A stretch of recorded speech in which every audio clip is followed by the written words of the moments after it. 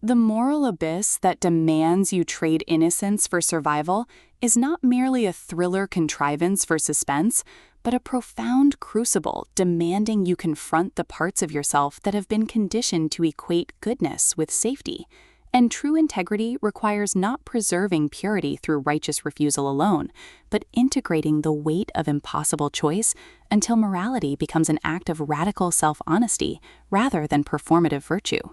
In The Devil, Jerry Furnell transforms the assassin thriller trope into precise exploration of ethical sovereignty and embodied accountability, proving redemption isn't found in avoiding corruption. It's forged in honoring the person beneath the compromise when every existential threat demands you remain either saint or monster. From gunpowder and confessional narration, listeners enter worlds where coercion is syntax and presence is the only unbreakable vow, perfect for fans of emotionally intelligent thriller fiction where male complexity defies villain or victim binaries.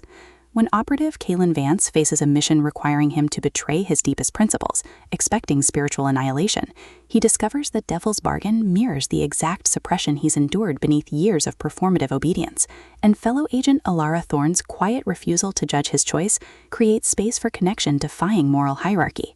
Navigating lethal ultimatums and buried attractions, Kalen realizes this test isn't about damnation, but recalibration, with Furnell avoiding reducing Kalen to fallen hero or Alara to absolving angel, instead crafting radical reciprocity within constraint, where trust is earned through honoring boundaries even as damnation blurs them. And audiobook narration amplifies this alchemy by capturing Kalen's disciplined composure fracturing into clarity, and Alara's guarded intensity revealing warmth beneath vigilance, making listeners feel seismic shifts of souls, learning some choices can only be survived when you stop letting dogma define their validity. What elevates this beyond typical assassin fare is portraying ethical intimacy as somatic practice rather than sensationalized transgression, with Kalen confronting how operative culture equated worth with compliance, while Alara creates sanctuary where his contradictions exist without diminishment, their relationship evolving through shared silences during post-mission reckonings, bypassing performance, rhythms protecting both psychological safety and operational integrity, and mutual defense against handlers mistaking tenderness for weakness, supported by fellow operatives encoding suppressed trauma, elders carrying intergenerational weight,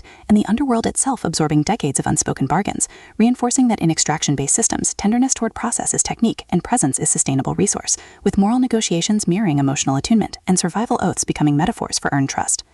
For audiobook listeners, this production is immersive descent into sacred reckoning, with narrators embodying Kalen and Alara with remarkable distinction, sound design anchoring existential stakes through distant sirens, rain against safe house walls, and hushed breath syncing with moments of clarity, pacing mirroring revelatory cadence from deliberate reflection to surging awakenings, ultimately redefining assassin thriller by centering male emotional labor within ethical frameworks, and affirming that sometimes the most powerful act is choosing to remain human on your own terms, honoring whole self even in landscapes shaped by damnation.